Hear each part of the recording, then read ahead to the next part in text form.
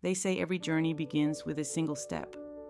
But what they don't tell you is that sometimes that step feels more like jumping off a cliff, with nothing but hope tucked in your back pocket. My name is Chen, and this morning I walked into my corner office on the 23rd floor of a Manhattan high-rise for the last time.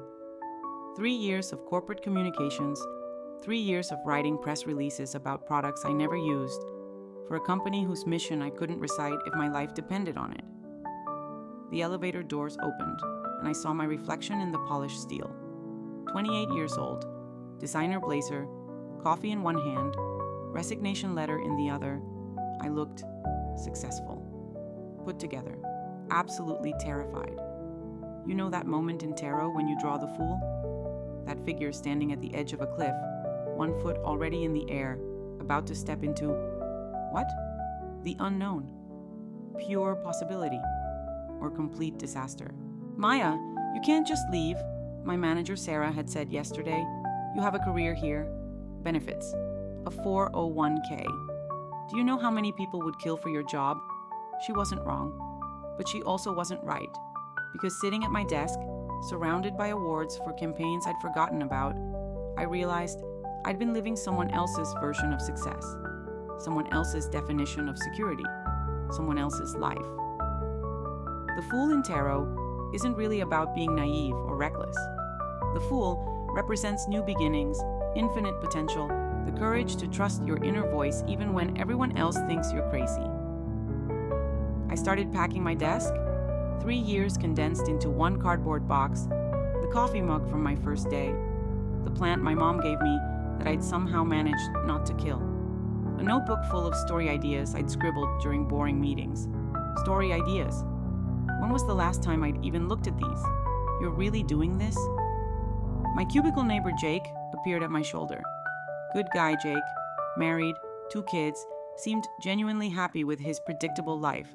I'm really doing this. But where will you go? What will you do? I don't know, Jake, and that's exactly the point. The elevator ride down felt like falling and flying at the same time. 23 floors to think about what I was doing. 23 floors to talk myself out of it. 23 floors to remember why I was doing it in the first place. I stepped onto 5th Avenue, cardboard box in my arms, and for the first time in 3 years, I took a deep breath. Really breathed. The air tasted like possibility, and car exhaust, and someone's coffee from the cart on the corner. My phone buzzed. Text from my mom. How's work, sweetheart? I stared at the screen. How do you tell your parents who worked their entire lives for stability that you just threw stability out the window? I typed back, work is changing, Mom. I'll call you tonight. I found myself in a coffee shop 6 blocks from my former office. The kind of place I used to rush past on my way to important meetings about unimportant things. I ordered a chai latte and found a corner table by the window. I pulled out my notebook. The story ideas I'd forgotten about, characters who'd been waiting patiently for me to pay attention to them. I opened to a fresh page and wrote, Maya's Leap, Day 1. I sat in that coffee shop until closing time, filling pages with ideas I'd forgotten I had. Stories about people like me, taking leaps they weren't sure they could survive.